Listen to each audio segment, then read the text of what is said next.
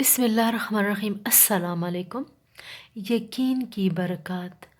آج میں آپ کو بسم اللہ الرحمن الرحیم کی فضیلت کے بارے میں ایک واقعہ سنا رہی ہوں۔ کہتے ہیں کہ ایک مولوی صاحب واعظ میں بسم اللہ کی فضیلتیں بیان فرما رہے تھے کہ بسم اللہ پڑھ کر جو کام کرے وہ پورا ہو جاتا ہے۔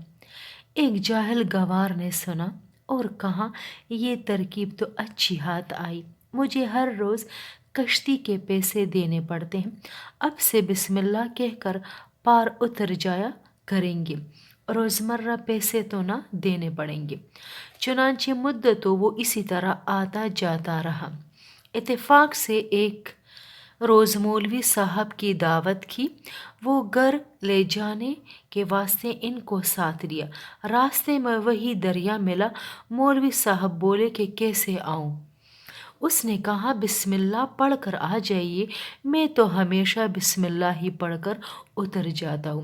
مولوی صاحب کی تو ہمت نہ ہوئی، مگر اس نے ہاتھ پکڑ کر اپنے ساتھ ان کو بھی پار اتار دیا۔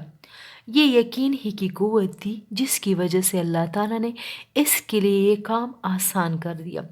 اسی وجہ سے بعض بزرگ تعویذ دیتے وقت کہہ دیتے ہیں کہ اس کو کھولنا مت ورنہ اثر نہیں ہوگا۔